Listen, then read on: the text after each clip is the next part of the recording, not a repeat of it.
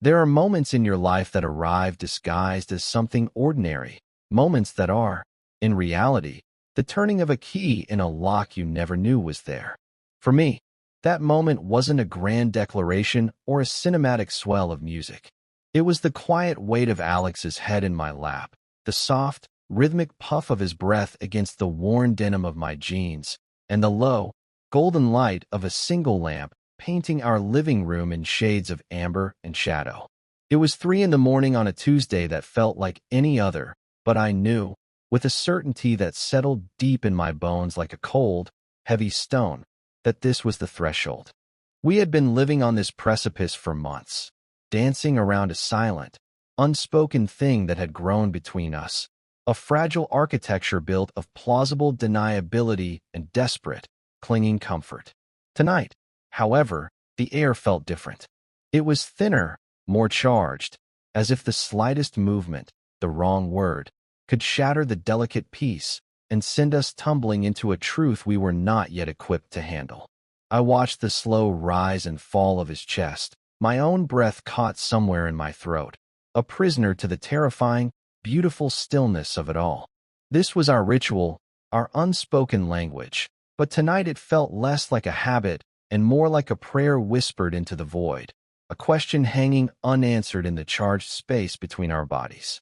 To understand the gravity of that specific silence, you would have to understand the landscape of our friendship, a terrain mapped out over 7 years of shared history. I met Alex during the first week of college, a chaotic period of forced introductions and feigned confidence. We were assigned as roommates, a random pairing of algorithms and administrative oversight that would prove to be the most significant act of fate in my entire life. He was everything I was not. Alex was a supernova of energy, the captain of the soccer team, a person who moved through the world with an effortless grace and a booming laugh that could fill any room. He collected friends the way some people collect stamps, easily and with genuine affection.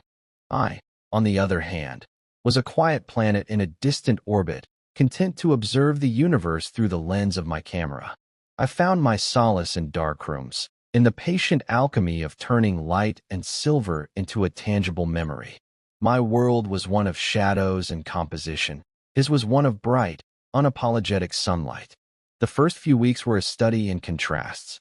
His side of the room was a controlled explosion of soccer jerseys, textbooks left open to unread pages, and stray socks. Mine was a bastion of order, my cameras arranged by lens size, my books alphabetized, my prints tacked to the wall in a neat, evolving grid. He would burst into the room after practice, smelling of grass and sweat and victory, his voice echoing off our cinder block walls as he recounted every goal, every near miss. I would be sitting at my desk, editing photos, the quiet click of my mouse the only sound in my small hemisphere of existence. I initially thought we would be little more than polite strangers sharing a space, 2 ships passing in the cramped, fluorescent-lit night of a freshman dorm. I was prepared for a year of headphones and quiet tolerance. But Alex possessed a peculiar kind of gravity. He refused to let me remain a satellite. He would pull up a chair, lean in close to my monitor, and ask about my photographs with a genuine curiosity that disarmed me completely. He didn't just glance, he looked. He saw the way I captured the loneliness in a rain-slicked street lamp or the fleeting joy in a stranger's laugh. He learned the language of my silence. He would point to a black and white print of an old, gnarled tree and say, "This one feels sad, but like a strong sad. You know," and I did know. He understood the emotion I was trying to distill, the story I was trying to tell without words. In return, I found myself drawn into his world. I started going to his games, not because I understood the intricacies of soccer, but because I loved watching him move. Through my viewfinder, he was transformed from a loud, boisterous roommate into something elemental, a study in motion, power, and fierce determination. I photographed him in a way no one else could, capturing not just the athlete, but the flicker of doubt before a penalty kick, the exhaustion and relief etched onto his face after a hard-won game. Our friendship solidified into something deep and essential. We became an unlikely, inseparable pair. He was the one who dragged me to parties, who made sure I ate when I was lost in a project, who introduced me as Leo, the genius who makes magic with a camera. I was the one he came to when the noise of his own life became too much, when the pressure to be the golden boy, the charismatic captain, felt too heavy. He would lie on his bed, stare at the ceiling, and talk.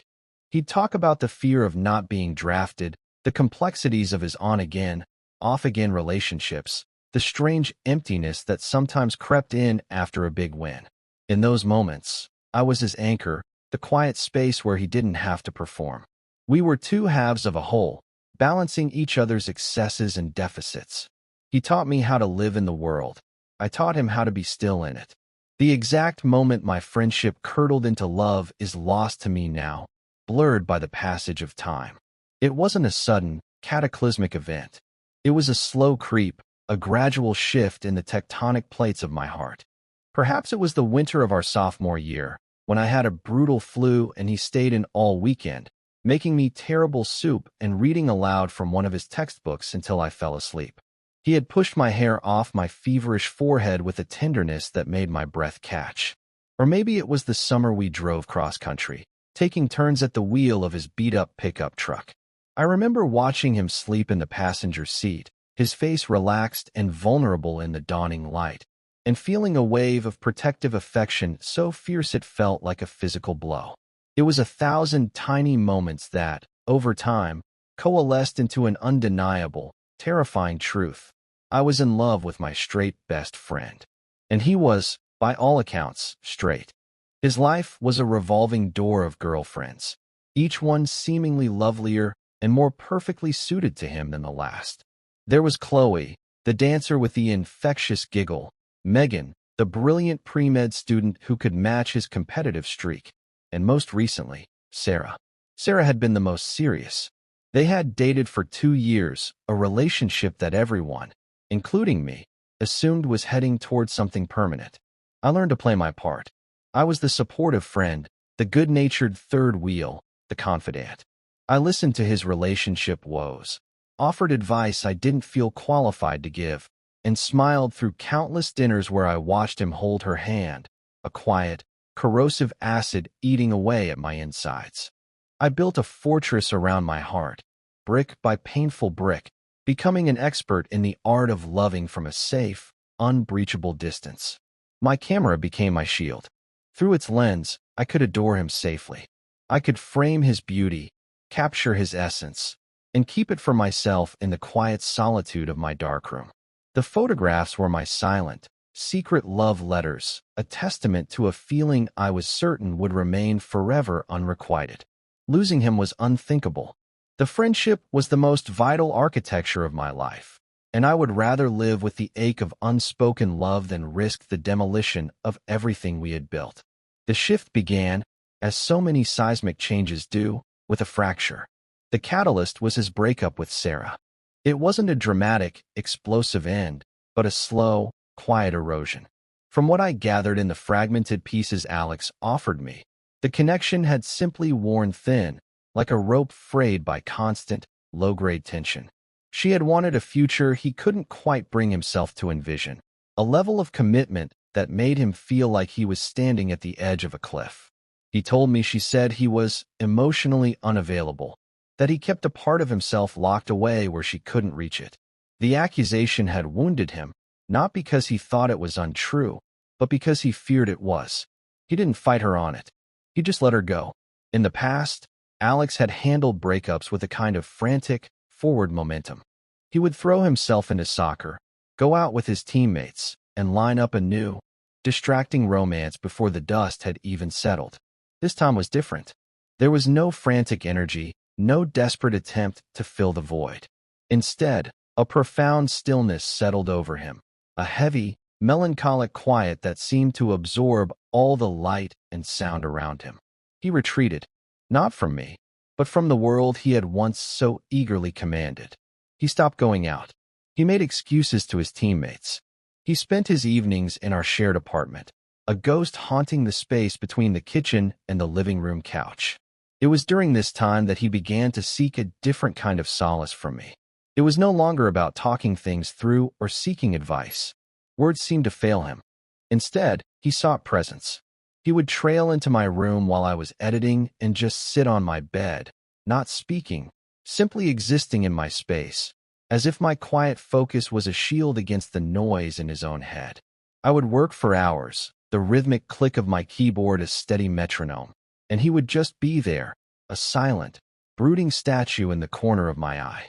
The air in the apartment grew thick with everything he wasn't saying. I could feel his loneliness as a tangible thing, a low-frequency hum that vibrated through the floorboards. I didn't push him to talk. I simply let him be, offering him the sanctuary of my silence, the only comfort I knew how to give. This new, fragile dynamic began to manifest physically, in small, almost imperceptible increments. It started on the couch. We had a tradition of watching old movies on weeknights, a comfortable habit from our college days. After the breakup, however, these nights changed. He would insist on turning off all the lights except for one small lamp, creating a small, intimate cavern of light in the darkened room. He would sink into the cushions beside me, and as the movie played on, a silent negotiation of space would begin. First, his leg would press against mine. Then, as exhaustion claimed him, his head would begin to nod, eventually finding its way to my shoulder. The first time it happened, my entire body went rigid. I sat there, paralyzed, every nerve ending screamingly aware of the weight of his head, the warmth of his breath on my neck. He was asleep in seconds, his body completely pliant and trusting against mine. I, on the other hand, did not breathe properly for the entire 2-hour runtime of the film. I was terrified that the slightest movement would wake him, would shatter this fragile, accidental intimacy. I studied the planes of his face in the dim light, the flutter of his eyelashes against his cheek, and felt that old, familiar ache in my chest, sharper and more dangerous than ever before. What began as a one-time occurrence soon solidified into a ritual. Every movie night, like clockwork, he would fall asleep on me. It became our new normal, a silent agreement we never had to articulate. He needed the comfort, the solid, unthinking anchor of another person's presence to ward off the encroaching emptiness. And I, fool that I was, couldn't deny him. I craved it. Each time, my body would betray me with its initial jolt of panic, followed by a slow, melting surrender.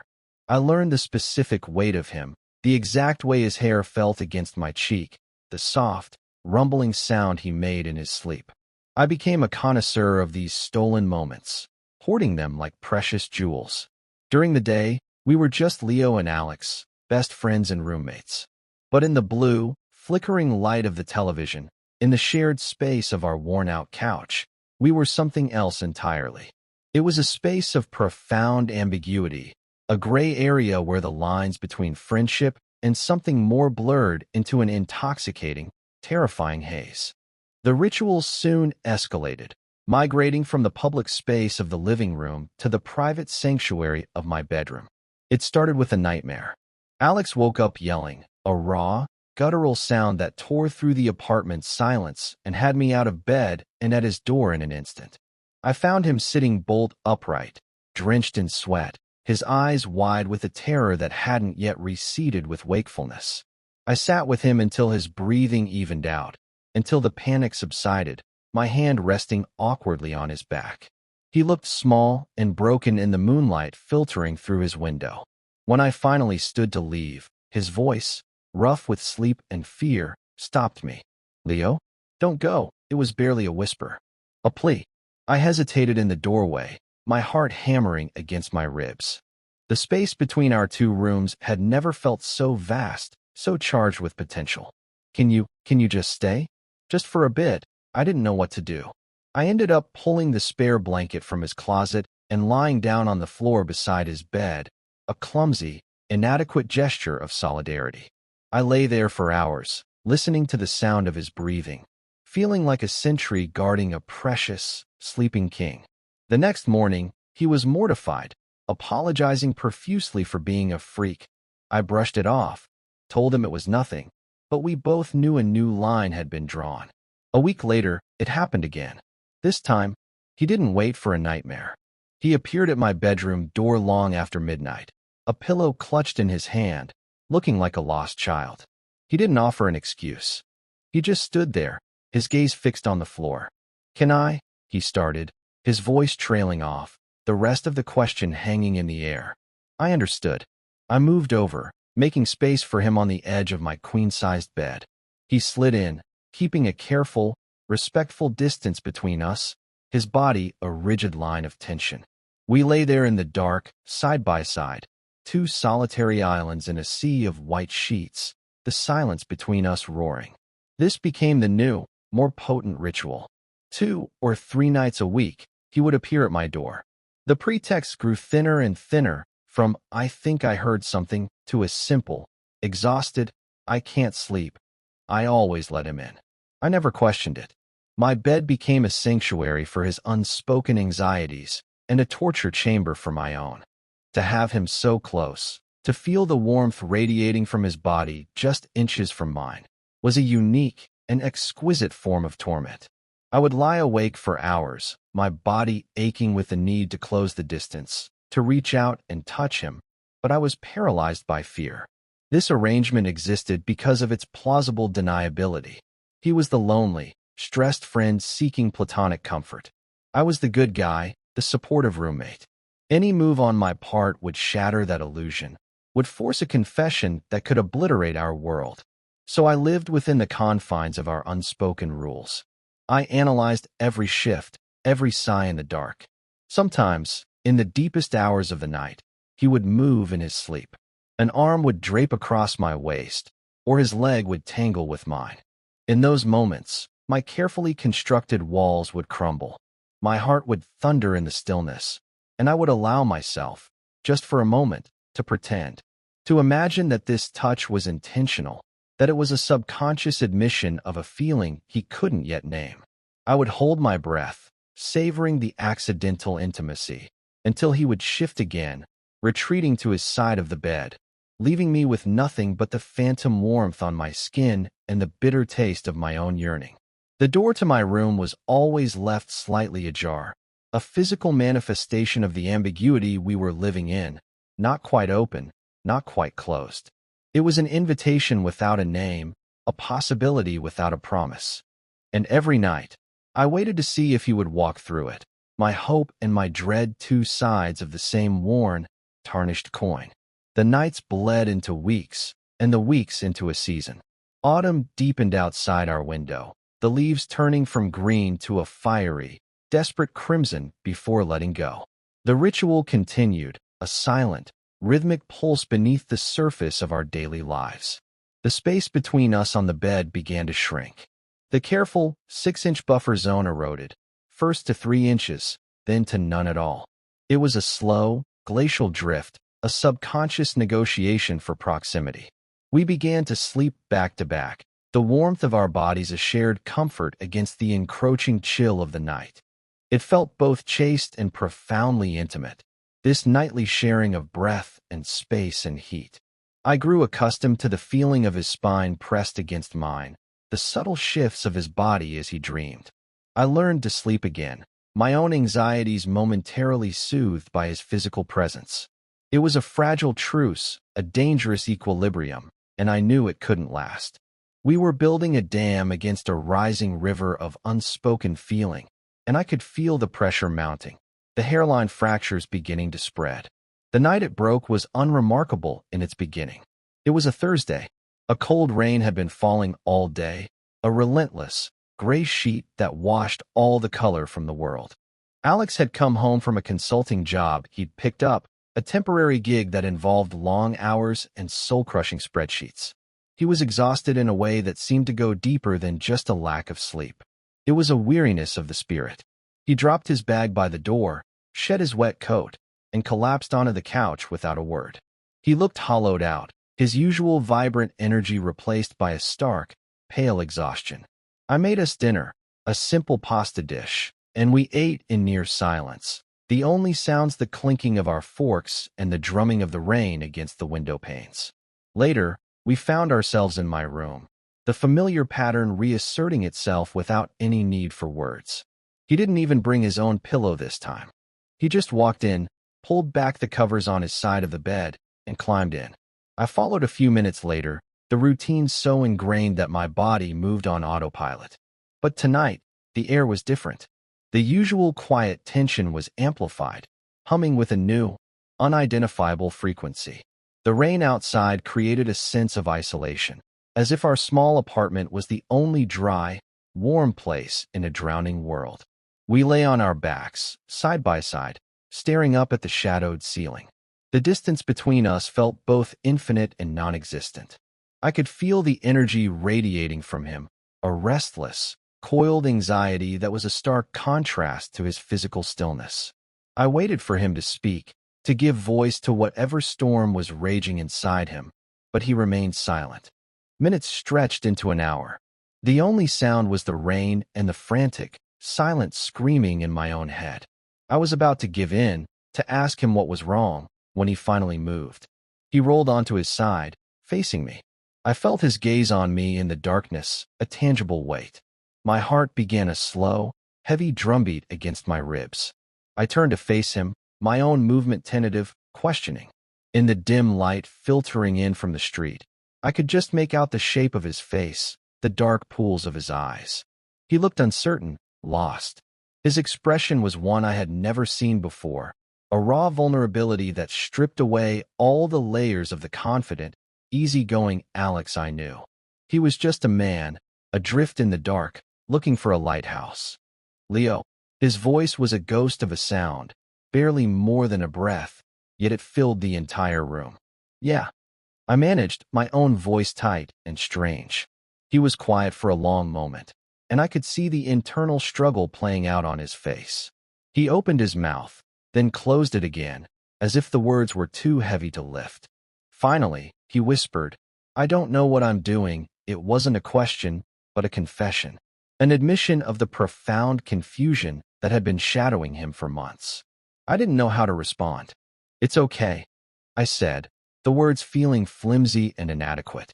"No," he said, shaking his head slightly. "It's not. Thus. Here. I come in here every night. I need to be here. And I don't know why. I just know that when I'm not, it feels wrong. Like a part of me is missing." My breath hitched. The dam was cracking. The water was starting to pour through. He reached out then, his hand moving with an agonizing slowness through the space between us. His fingers brushed against my cheek, a touch so light it was like the whisper of a moth's wing. It was the first time he had ever touched me with such clear, unambiguous intent. It wasn't an accident of sleep. It was a choice. My skin burned where he touched me. I closed my eyes, leaning into his hand, a silent surrender. "Would it be okay?" he whispered, his voice trembling slightly. "Would it be okay if I kissed you?" The question hung in the air, a fragile, shimmering thing. It was everything I had ever wanted and everything I had ever feared. It was the end of our friendship and the potential beginning of something I didn't dare to name. In that moment, all the years of silent yearning, of carefully guarded hope, of painful restraint, converged. The fear was still there, a cold knot in my stomach, but it was overshadowed by a tidal wave of a different emotion. Relief. I didn't trust my voice. I just nodded, a small, jerky movement in the near darkness. That was all the permission he needed. He leaned in, closing the final few inches between us. His lips met mine, and it was nothing like the passionate, desperate kisses in the movies. It was tentative. It was soft. It was a question, an exploration, a confession pressed from his mouth to mine. It was achingly gentle, full of all the uncertainty and fear and desperate, unspoken need that had been building between us for months. I responded in kind, my own lips moving against his with a tenderness born of years of hidden love. It was a kiss that tasted of rain and salt and a profound, earth-shattering relief. It wasn't an ending. It was a beginning. It was the sound of the key, finally, turning in the lock. In the immediate aftermath of the kiss, a profound and beautiful silence descended. We pulled apart slowly, our foreheads resting against each other, our breath mingling in the cool air of the room. There were no words, no frantic explanations. There was only the quiet, thrumming knowledge that a fundamental law of our universe had just been rewritten. He didn't pull away. He threaded his fingers through my hair, his thumb stroking my temple in a gesture of such incredible tenderness that it brought tears to my eyes. We stayed like that for a long time, simply breathing each other in, adrift in the calm eye of the storm we had just unleashed. Eventually, exhaustion claimed us, and we fell asleep tangled in each other's arms. The rigid boundaries of the bed dissolved completely. For the first time, the intimacy felt earned, intentional, and terrifyingly real. I slept more deeply than I had in years. I woke to the pale, gray light of morning and the distinct, soul-crushing feeling of being alone. The space beside me in the bed was empty, the sheets cold to the touch. For a disoriented moment, I thought I might have dreamed it all. The rain, the confession, the kiss. But then I saw his pillow, still indented from his head, left behind on my side of the bed. It was the only evidence that last night had been real. A knot of anxiety tightened in my stomach. I got out of bed and walked into the living room. The apartment was still and silent. His keys were gone from the hook by the door, his jacket missing. He had left without a word. A cold dread, familiar and sharp, settled over me. I tried to reason with myself. Maybe he had an early meeting. Maybe he didn't want to wake me. But I knew, with a sickening certainty, that this was not a simple, practical departure. This was a retreat. This was flight. The vulnerability of the night had been consumed by the harsh, unforgiving light of day, and he had run from it. He had run from me. The hope that had bloomed so brightly in the darkness began to wither. I spent the day in a state of suspended animation, my phone clutched in my hand, waiting for a text, a call, anything. Nothing came. The silence from him was a physical presence in the apartment, a heavy, suffocating blanket of rejection. He didn't come home that night, or the next. He sent a single, terse text message late on Saturday afternoon, staying at Mike's for a bit. Need to clear my head, my world, which had felt so expansive and full of possibility just 48 hours earlier, shrank to the size of those 10 words.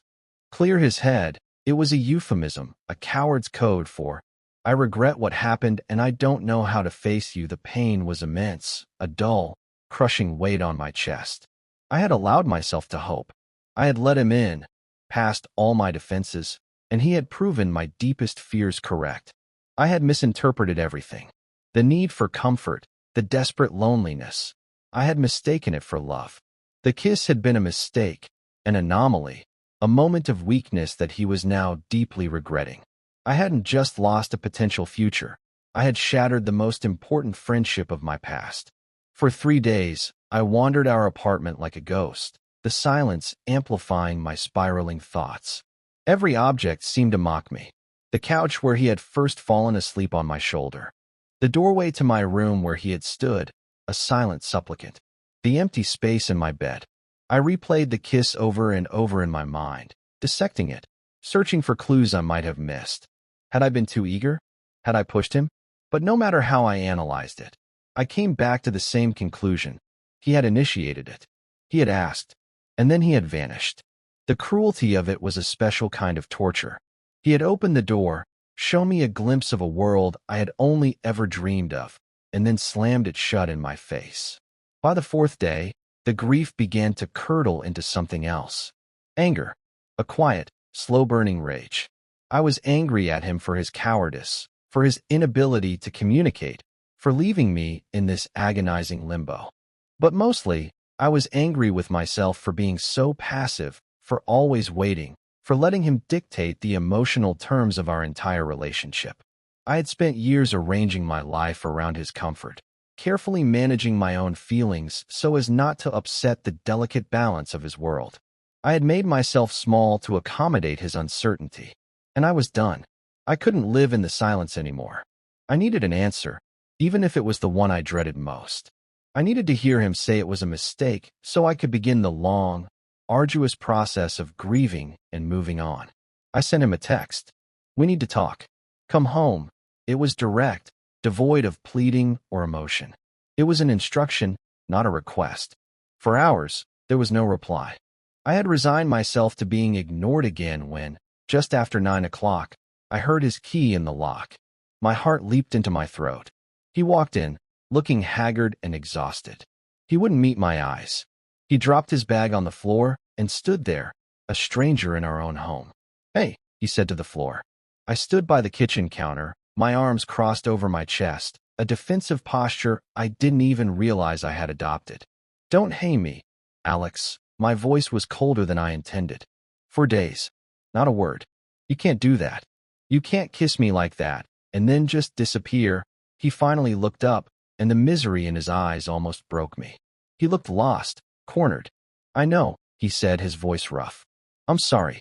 I freaked out. You freaked out." I took a step toward him. "What do you think I've been doing? I thought I'd ruined everything. I thought I'd lost my best friend because I let myself believe, because you made me believe." I couldn't finish the sentence. The emotion was too thick in my throat. "Leo, it's not you," he said, his voice desperate. "It's me. I'm so messed up." He ran a hand through his hair, a gesture of pure frustration. "I've spent my whole life being one thing. The soccer guy, the guy with the girlfriends. And it was easy. It was a role I knew how to play. But it wasn't real. Not really. With Sarah, at the end, she saw it. She said I was hiding. And she was right." He started pacing the small living room, a caged animal. "And then after she left, everything just fell apart. The only place, the only person that felt real was you. Being here, with you, it was the only time I felt safe. The only time I didn't have to pretend." He stopped and looked at me, his gaze raw and pleading. "That night, it wasn't a mistake. That's what scared me. It was the most real thing I've felt in years, maybe ever." And I looked at that, at what it meant about me, about everything I thought I was, and I panicked. I ran. Because I'm a coward. He finally stood still, his shoulders slumped in defeat. The anger drained out of me, replaced by a deep, aching wave of empathy. He wasn't rejecting me. He was rejecting a part of himself he didn't know how to accept. All the confusion, the seeking of comfort, the subconscious need for closeness. It was his own heart, trying to tell him something his brain refused to hear. I closed the distance between us, standing directly in front of him. "I've been in love with you for 7 years, Alex," I said, the words finally spoken, finally released into the space between us. They felt both heavy and liberating. I have hidden it. I have buried it. I have done everything in my power to protect our friendship from it. I was so terrified of losing you that I was willing to live with the pain of it forever. So you don't get to talk to me about being scared." His eyes filled with tears. "Leo," he whispered, his voice breaking. "How could you? Why didn't you ever say anything?" "Because you were my best friend," I said simply. "And you were straight. And I would have rather had you in my life as a friend than not at all. But what you did the other night, that changed the rules. And then what you did for the last 4 days, that was cruel. You can be scared. You can be confused. But you don't get to leave me in the dark. Not anymore." A tear traced a path down his cheek. He reached out, his hand cupping my jaw, his touch as tentative and reverent as it had been before the kiss. "I'm so sorry," he whispered. "I'm so sorry I hurt you. I was so wrapped up in my own fear, I didn't think about what it was doing to you. You're right. It was cowardly and cruel." He took a deep, shuddering breath. "I don't know exactly what this is or what it means for me. All I know is that the thought of not having you in my life it's unbearable. You're my home, Leo. I think you always have been. I was too afraid to open the door." He leaned in and kissed me again. This time, there was no hesitation, no uncertainty. It was a kiss of apology, of confession, of promise. It was a kiss that said, "I'm here. I'm not running anymore."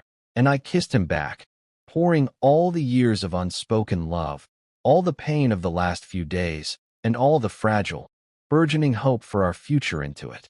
We were a mess of tears and relief and clumsy, desperate affection. But we were together. The silence had finally been broken, and in its place, we were beginning to build a new language, one that we would learn together, word by painful, beautiful word. The conversation that followed was long and messy and absolutely necessary. We sat on the couch, the same couch that had been the silent stage for our unfolding drama. But this time we faced each other, our knees touching, a small, constant point of contact that felt like an anchor. We talked for hours, the words pouring out of us. A floodgate opened after years of drought. He told me about the hollow feeling he'd had in his relationships, the sense of playing a part he'd been cast in but had never truly chosen. He talked about the strange, magnetic pull he'd always felt toward me, a sense of rightness and peace he couldn't find anywhere else, a feeling he had meticulously labeled as friendship because it was the only label that made sense, the only one that wasn't terrifying. I, in turn, confessed the full landscape of my love for him.